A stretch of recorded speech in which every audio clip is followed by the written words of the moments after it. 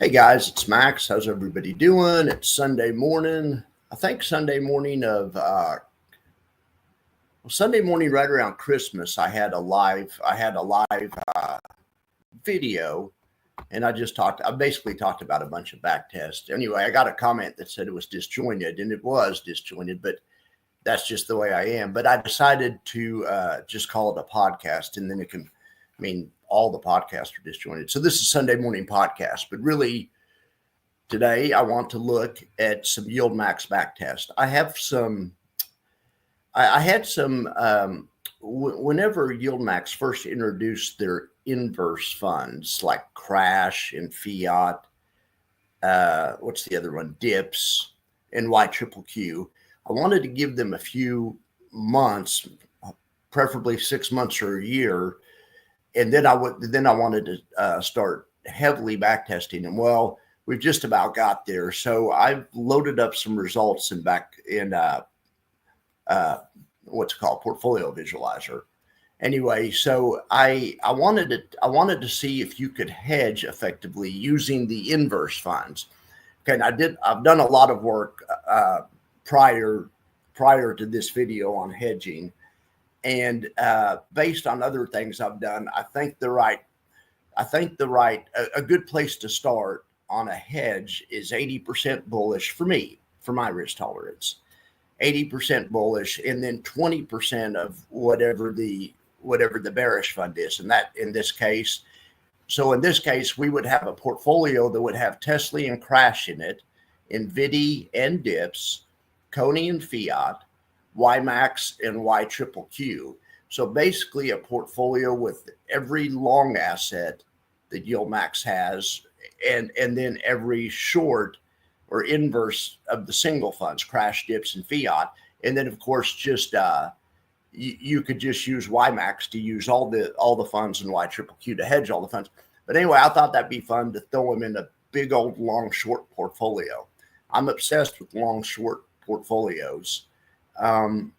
So if we did that, the math on doing that would be you'd have 4 individual positions. Tesla and Crash would be its own position within that portfolio. So it would be a quarter of the portfolio. But if it's 80% the bullish asset and then 20% the bearish asset, of course you would go 20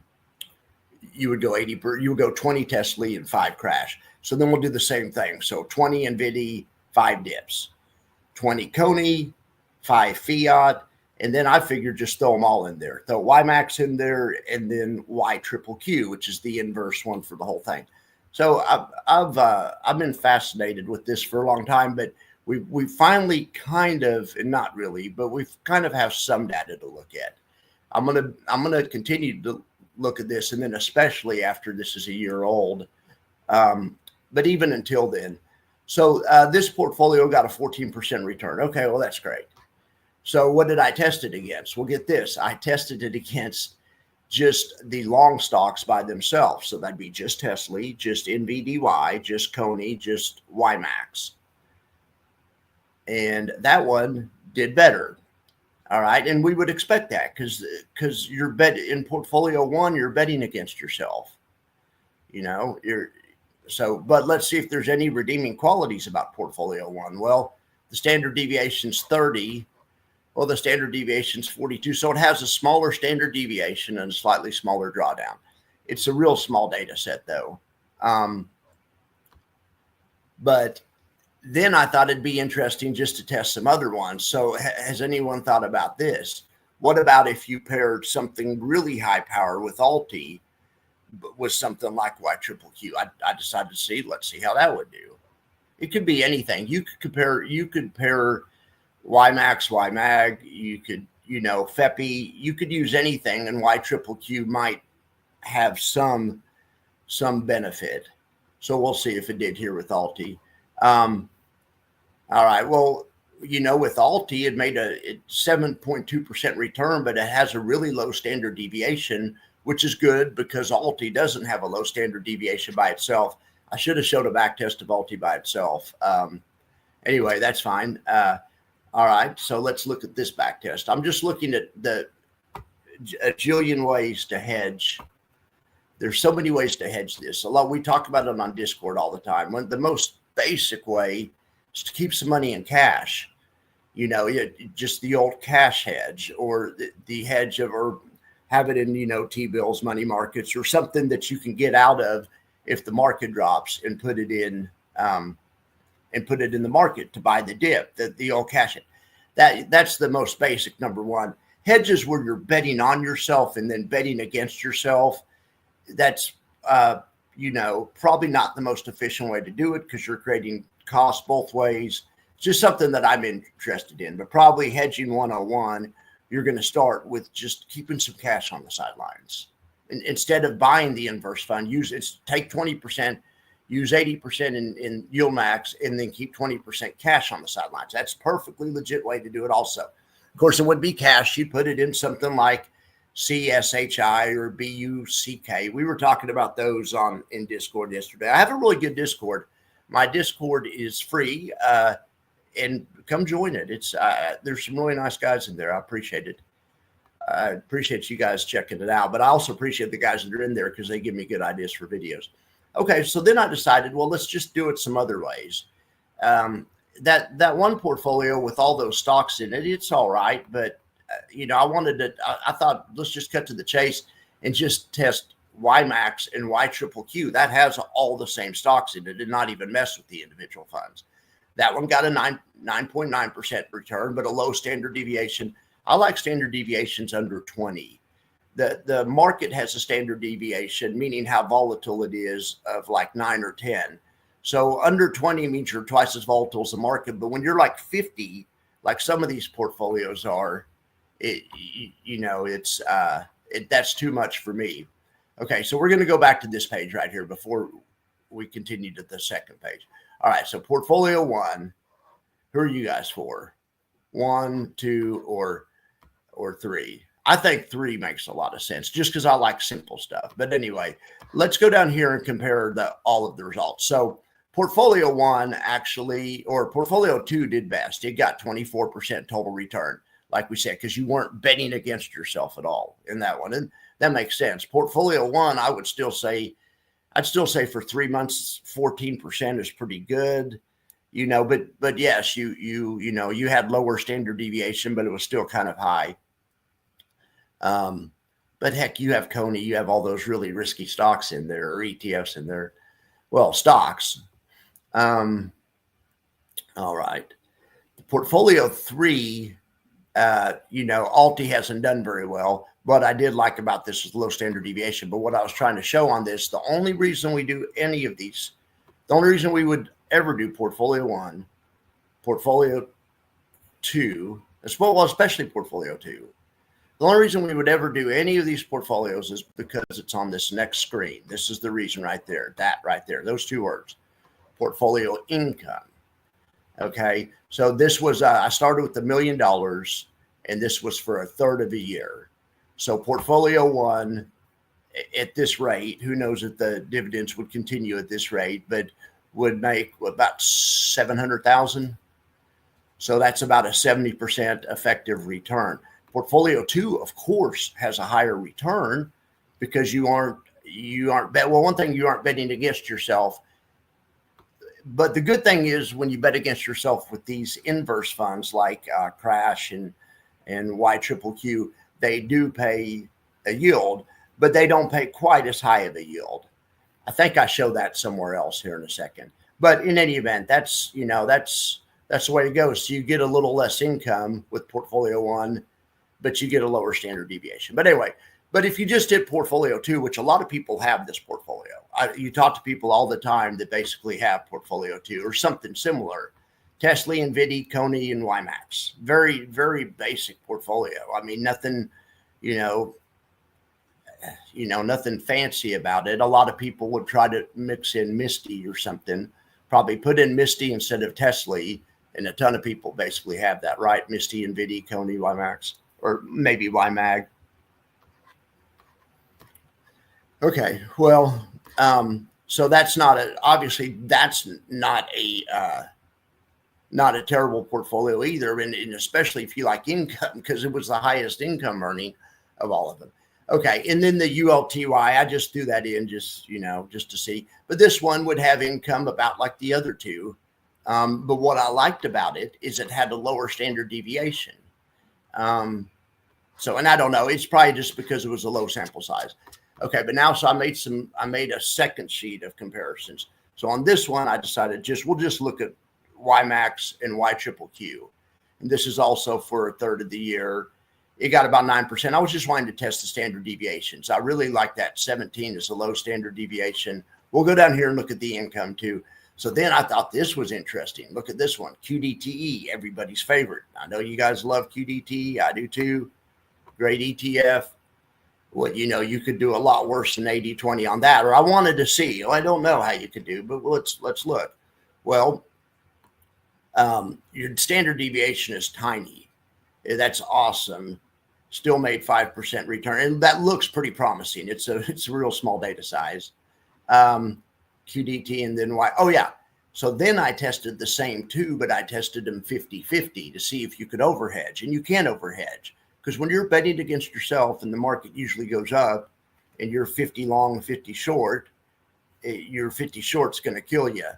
And I tested 50-50 even over 2022. It's not a good idea. I'll do a full video on that, but 50-50 is not all it's cracked up to be.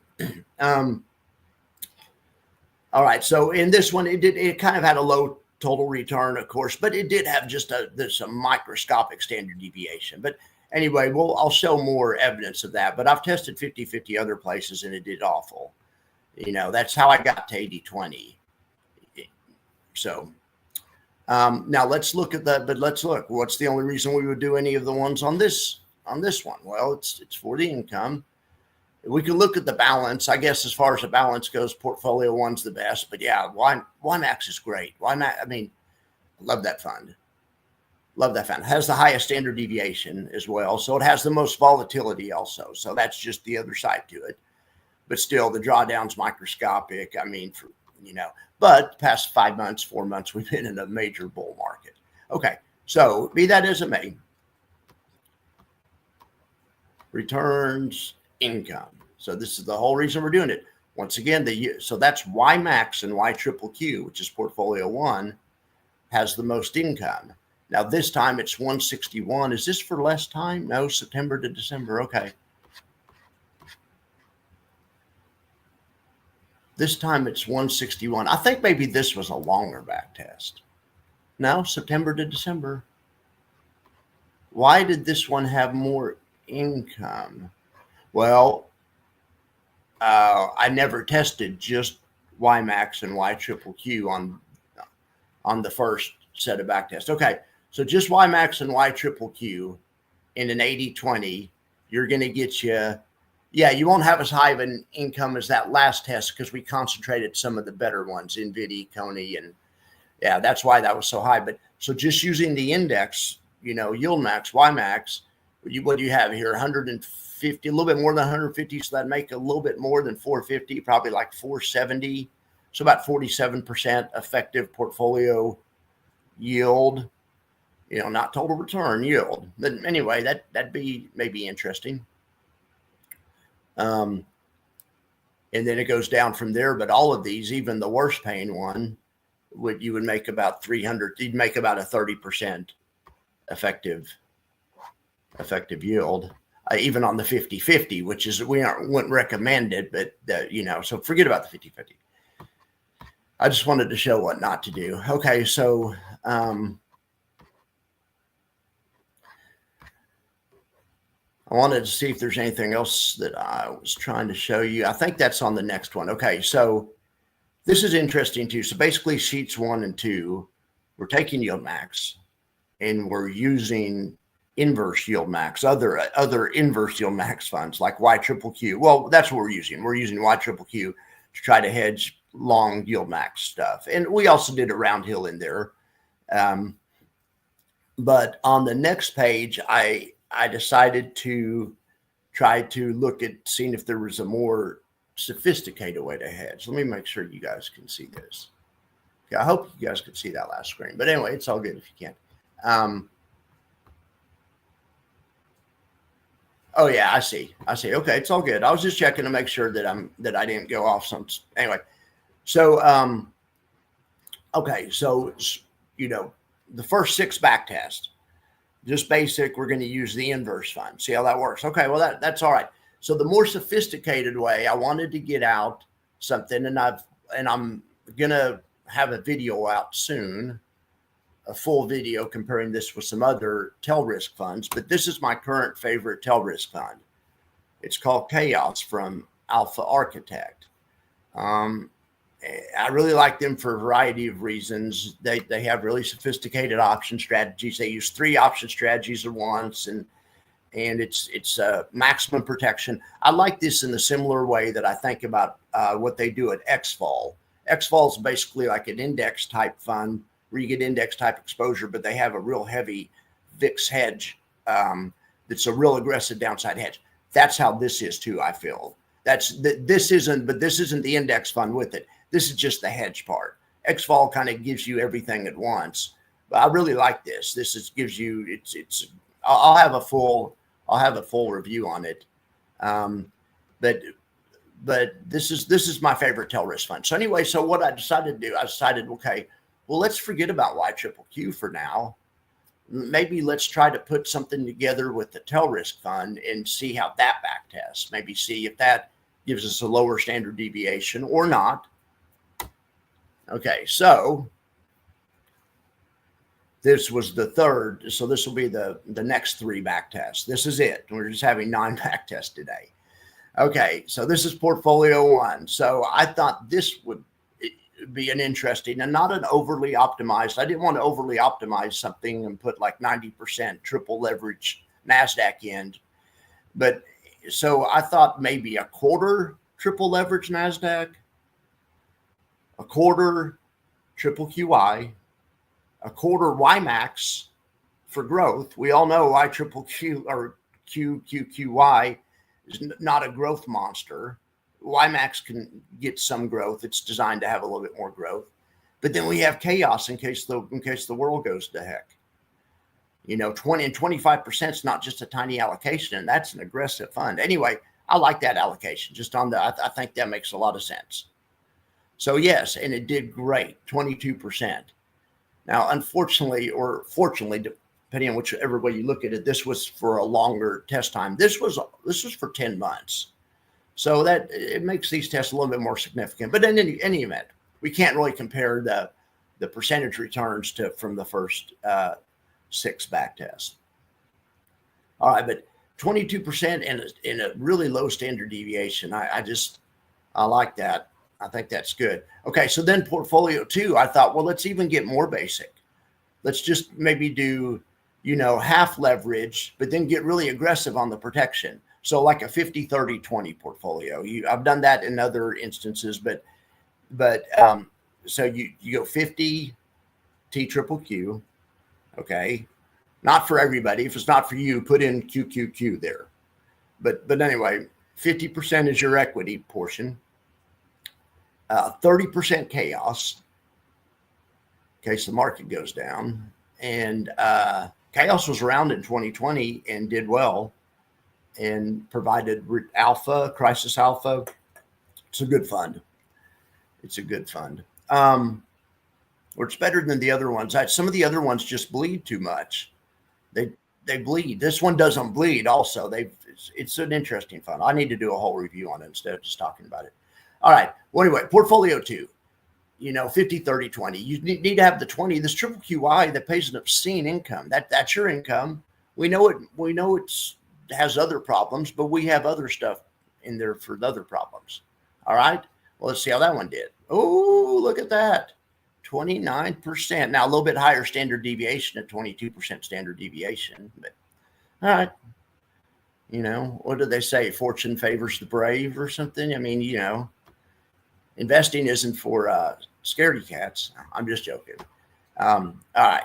Portfolio 3. So I'm not trying to over optimize these. I thought, what about just a third? Maybe the half leverage might be too aggressive for some people. Maybe that's not totally realistic. Maybe you couldn't sleep at night if you had that much in leverage, although you didn't really have that high of a standard deviation because of that chaos fund. in any event, portfolio 3. So we'll just go 1/3 the protection, 1/3 triple QY. And I usually say no more than 20% in any of these, but it's all right in this case because you're pairing it with 33% of chaos, which should, one of the reasons I say no more than 20% in these is just not to overexpose you to the downside in any event. But anyway, the chaos protects the downside a little bit. So you can get 33, it's fine. So anyway, 33, 33, 33, a third, a third, a third. Let's see how this one does. Once again, you could substitute QQQ in here. And I'm going to share all these back tests with you. And that's what I want to do. I can't tell you what's right for you, but I want to start a discussion where you can get in here and look at these. You can go up here to customize data. You can hit settings. You can put your particulars in there. You can put whatever size retirement you have or your wife has, or whatever.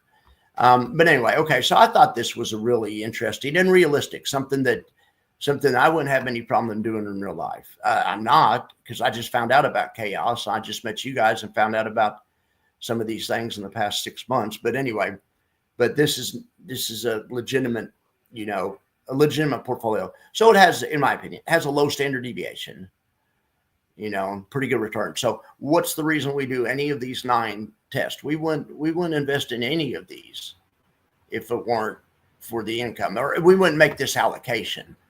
I mean, if I wasn't trying to go for income, was not trying to go for income. So as far as the balance goes, portfolio 2 did the best, but let's see income. I'm more concerned about income. Okay. So portfolio 1, now this was for 10 months. So we'll add 10% to it and call it a year. So this one is going to be about 300,000 for a year. Is that right? 10 to 20. It's a little bit more, but at 20%, I guess, right? It's basic math. We'll add 20% to it. 10% to 12 months. I mean, yeah. What am I thinking? All right. Well, so what do we have here?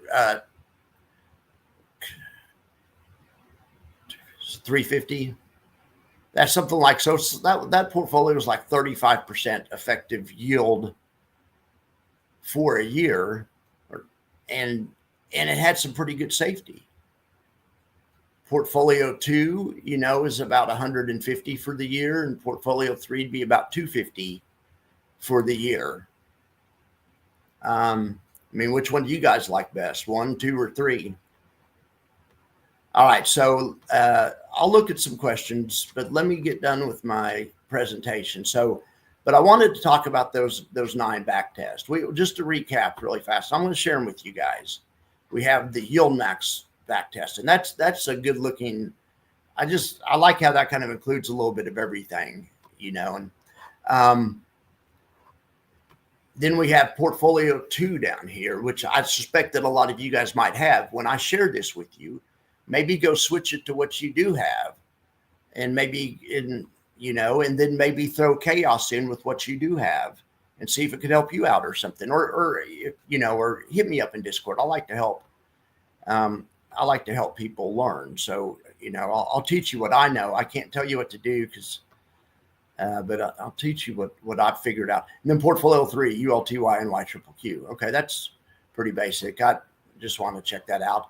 But anyway, one or all of these might apply to your situation. So like I say, when I share it, just hit edit portfolio and make it apply to your situation. Then I'd be interested to hear what you guys figure out. Okay, so last thing I want to talk about, in Discord, we were talking yesterday. I guess I could show the conversation, but I don't want to. We were talking about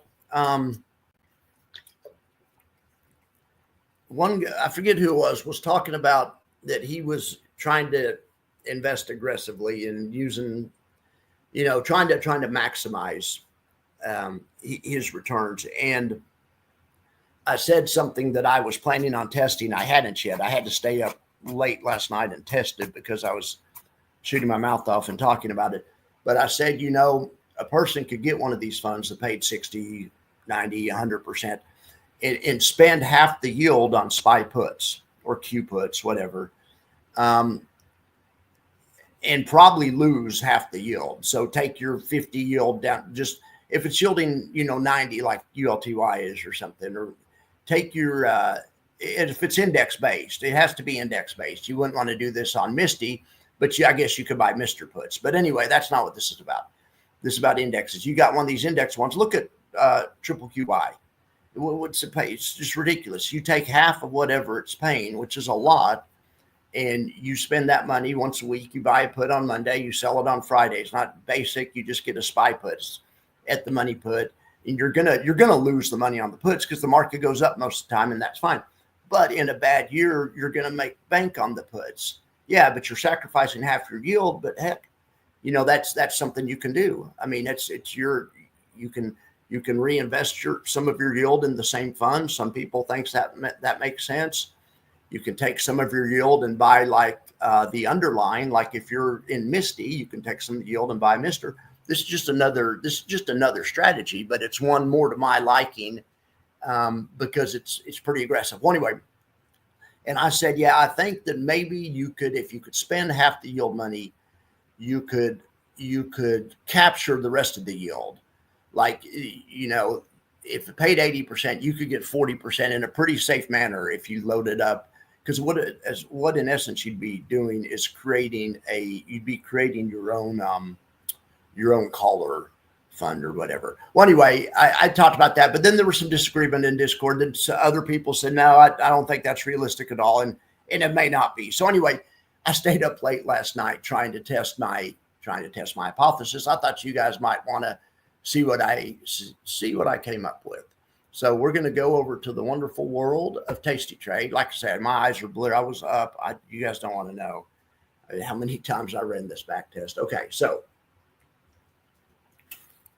here's the situation. Here is 2022. That was a bad year. Imagine if you would have bought triple QY or any of these really high yielding ones, YieldMax, it doesn't matter. At the first of 2022, you would not have been a happy camper. Even though your dividends and the yield would have been fine and would have actually been higher, the NAV would have been just making you angry.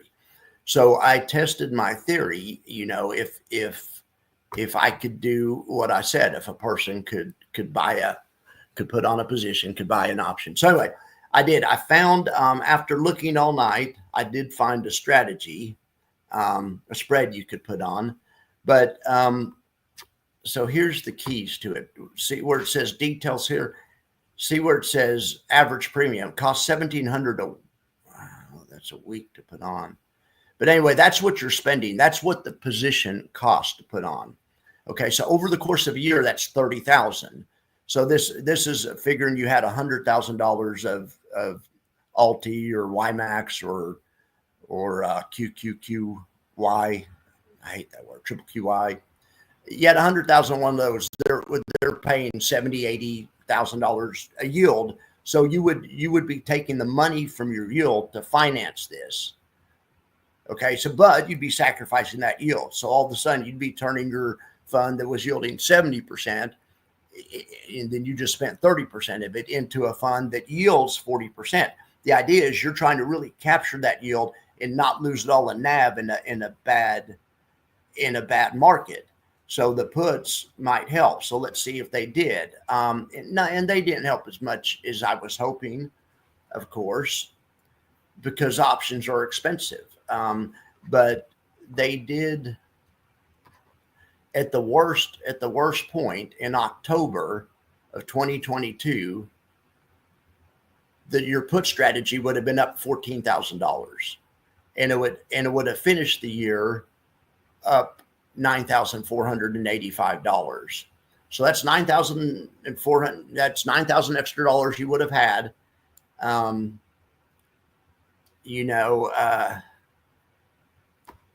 I don't know. It's not nothing, but it's not for everybody because you have to trade pretty active. So let's look. It says enter every day, but you don't. There's just one trade at a time. Let's go back and see. We bought 3 at the money puts, and then we sold 2 slightly out of the money puts. And that basically that leaves you It's a spread, but it leaves you with one at the money put. And that's what I was saying yesterday. I was saying you could take your money. This was my hypothesis. I was hoping it would make more like 50,000 and not like 15,000 in a bad year. So it's not as effective as I had hoped, but this is what you could do. And this is what it would do for you in a bad year. You would have to do this trade. Let's see. We can even see the logs. It can even show you. You can even see, what actually happened when you got exercised. What you can actually look at the transaction level. You can see the credits you got. It's a two-legged. You're buying 3, selling 2 to open. But anyway, you can see right there. You can see the fills they gave you. You can see the debit and credit. But anyway, you could have helped yourself out. Here's my. I'm trying to think at the worst, the next thing I need to do, and for next Sunday, I'll stay up all night and I'll figure out how much triple QI, if it had been around, would have been down in October of 2022, how much the NAV would have been down. The dividends would have been raging. They would have been absolutely raging. That was a great year for selling premium. But anyway, the NAV would have been hurting. And yes, the NAV would have been hurting more than $14,000. The NAV would probably be down $30,000 or something, I'm thinking. But like I say, the dividend would be doing great. Your total investment wouldn't be down that much, but the NAV itself, if you're trying to offset the NAV with puts by making your own caller fund, yeah, you can do part of it. I mean, 14's not nothing.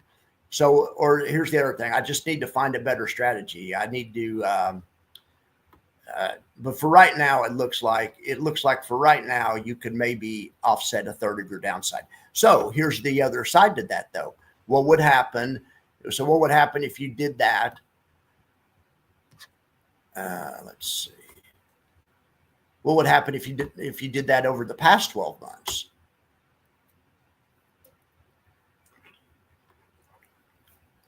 All right, you'd be down, whatever.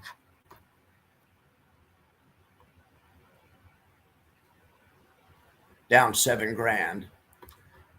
Okay.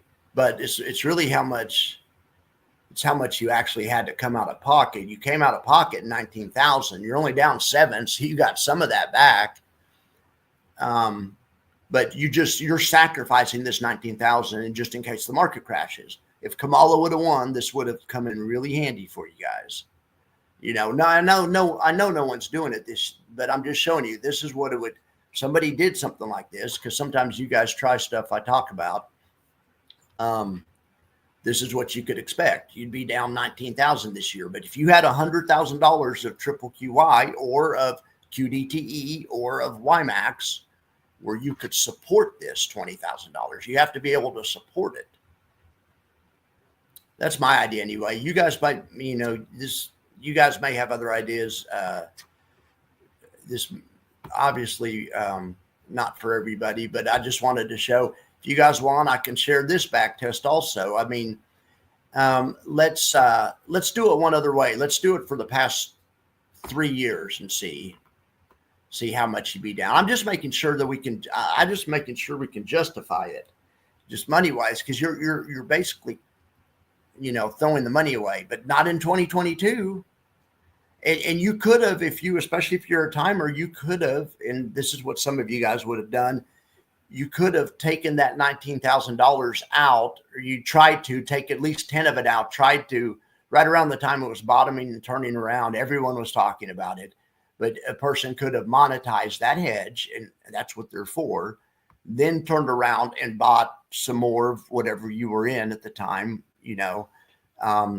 but you could use it to buy the dip. That's what hedges are for. But if nothing else, you could just run the hedge and it'll offset your NAV decay in the other part of your portfolio, which is more for what I was suggesting. But people lots of times will, even though you aren't supposed to, will try to take a hedge off, monetize the hedge, and then buy the dip. But if their timing's right on that can be nice also. Okay, so for 3 years, let's see. Yeah, so for 3 years, you'd be down 70,000. But just think how much, but if you'd had QDTE for 3 years, you would have had about $120,000 worth of income. So if but if you run this program, then all of a sudden you made your $120,000 payday go down. But it's a payday, in my opinion, that you can, where if Kamala would have won, you would have been all right. So let's go back here. Well, let's see what else we can test. Energy sector collapse. Post-pandemic sell-off. Let's test the pandemic sell-off and see how you would have done. Okay, well, been up about $10,000 during the worst of it. By the end of it, you were still up $2,600. So you can see this is partial protection at best. Can you imagine what QDTE would have been down in the panic sell-off? 100,000 of QDTE is a lot more than 10,000. So anyway, take this like everything else, everything I say with grain of salt. But it is interesting that you can give yourself some degree of protection. It's interesting to me. So we'll just hit all available data. All right, so let's see. I was wondering if there's anything else I want to talk about. Let's see if you guys have questions. We'll talk for a second. But let's see what Sean's saying. Yeah, a thorough video. Yeah, I'm just learned how to use them myself. I mean, not really. I learned how to use it about a year ago because of one of you guys. His name's he's in here sometimes, but he showed me how to use it. It's a great tool. Yes. So weighing on the inverses versus crashes, yeah, tough question. 80-20. I've stayed up multiple, late nights, and for now, I mean that's where I start. I think that I'm gonna make. I have somebody. I don't know if he's in here. Somebody's helping me with the Altiverse and my spreadsheets, but I'm gonna make a metric soon that just tells the proper ratio at all. The ideal ratio at all times. And I have an idea in my head for the metric, but it's usually around 75, 25, 80, 20, but we can make a chart of where it is. So I just thought that's interesting. I'm interested in that kind of stuff. What's up, Danger Risk? I appreciate you guys. Oh, my Discord. Okay. Oh gosh, darn it. I'm sorry. Let's see. I had to figure out how to share it the other day. It's kind of hard. Did I click here or anyway? If one of you guys is in there, can share the Discord link with. I clicked on my own name and it said create invite, or where's create invite? Create event. I don't know. I'm sure one of you guys can handle it. But my Discord's right there. I can post the. It's called Max. It's called MaxFam. MaxFam.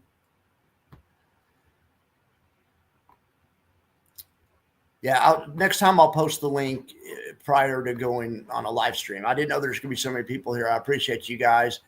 Okay, Max. Are there any inverse S&Ps that pay similar? No, there isn't. Why there should be? Why? Not that I know. Yeah, there isn't. You can hedge with SQQQ. That's a great thing to hedge with, but it doesn't pay a dividend. Sometimes they do pay a payment. You get like a payment at the end of the year, but it's nothing consistent. It's not a yield fund. So, okay. So what's Charles? Oh, geez, Charles. Now Charles here knows more about options than everyone I know. My bearish deltas are dips in NVDX. Okay, paired together at the right rate. What do you think is the right ratio, Charles? I'm trying to figure that out. But anyway, Charles knows the right ratio. That guy's smart. Yeah, I know it. Okay, well, it's not for trading, but yeah, I know it. Okay, well, that's true. Listen to what Charles says. It's definitely not a trading vehicle. I hope the weather's clearing up out there, and I hope you guys get some rain, Norman.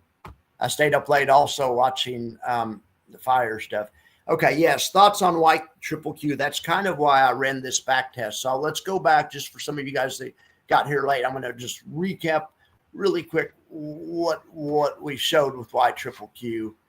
So what I've showed is that Y triple Q and Crash, Dips, and Fiat, which are other funds that are by YieldMax, that are inverse funds that kind of make money when the market goes down, and they make a yield, and they do a little better when the market goes down.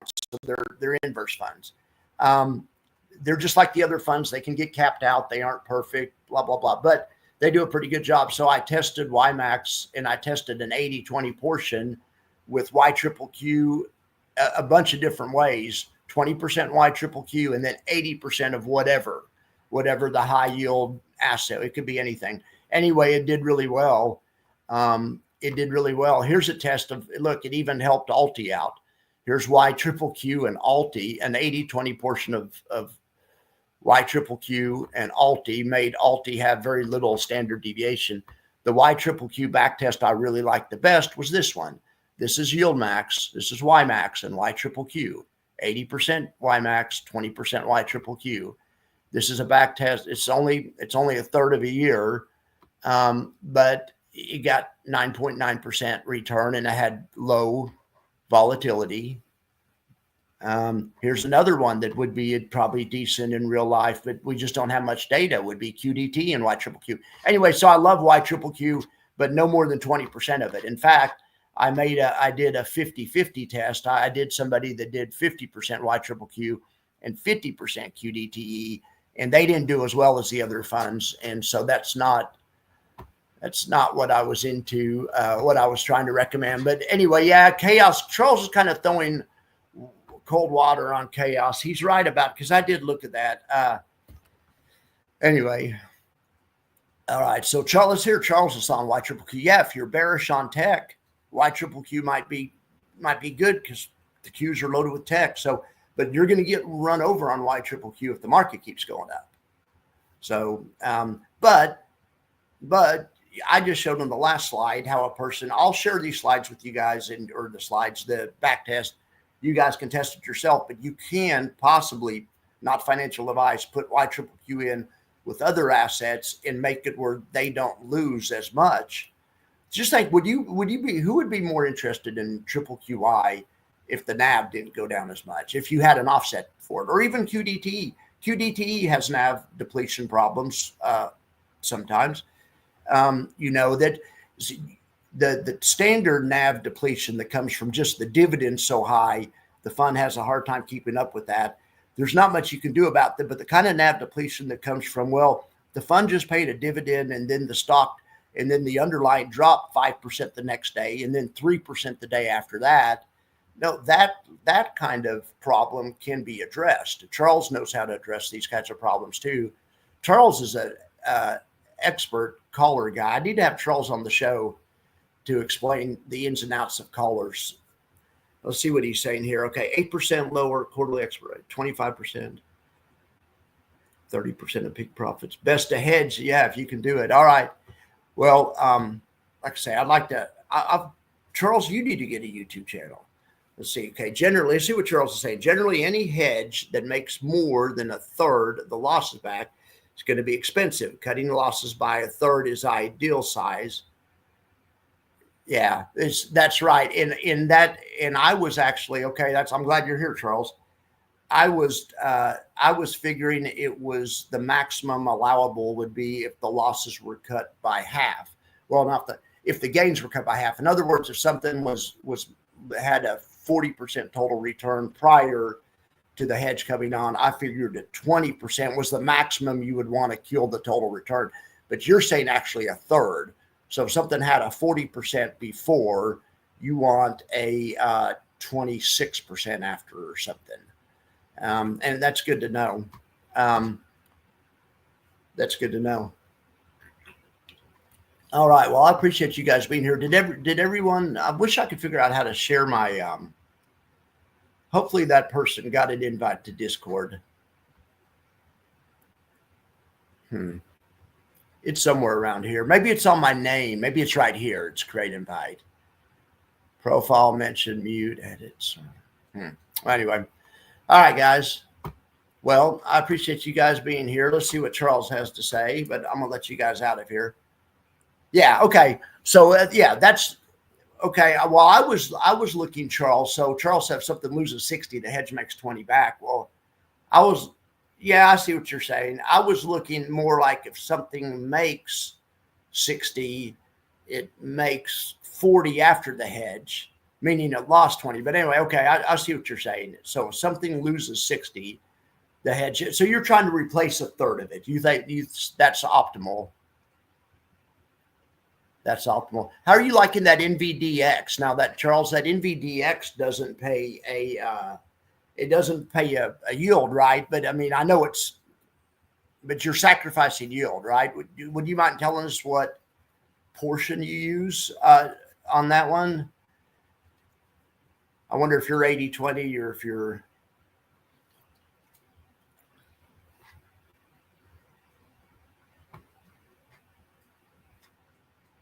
I wonder how many people are here. I can't see from here how many of you guys there are here. But anyway, I thought this was a pretty successful live stream. The real reason I did it was because StreamYard, for some reason, will not upload my videos anymore. So I've tried to record 3 videos. Anyway, I think I'm going to go back and cut the back test out and maybe upload them as a separate back test video. But anyway, I think I'm going to come on here Sunday mornings from now on. So I appreciate you guys being here. I'm trying to think if there's anything else that we needed to talk about this morning.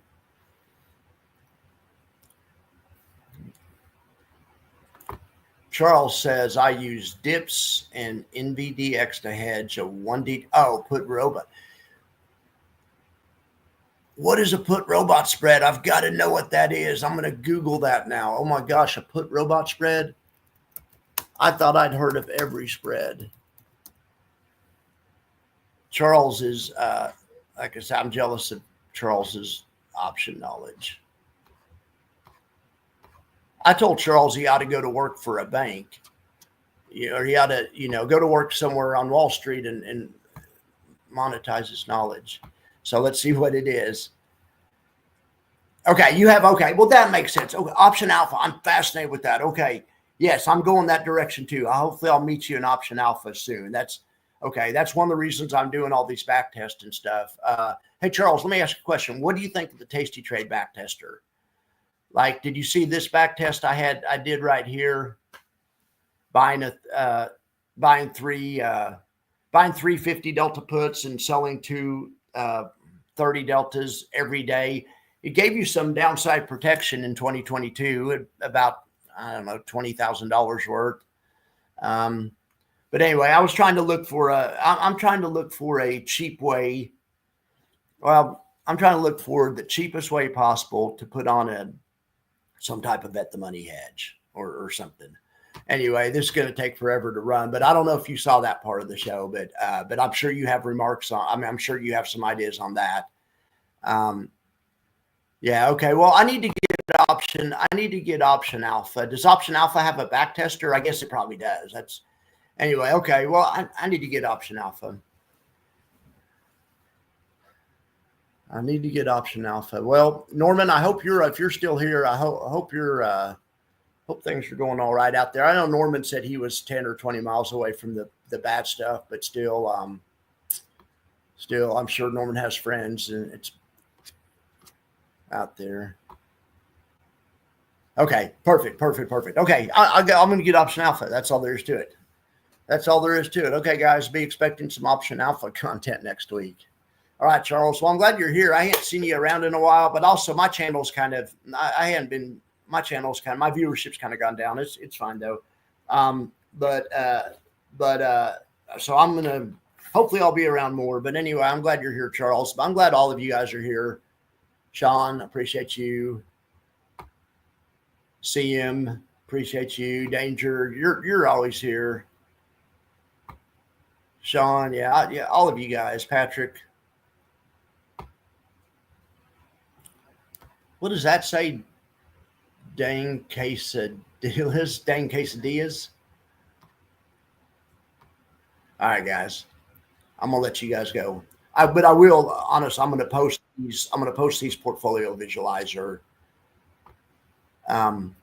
So in case you guys want to mess with it for your own portfolio.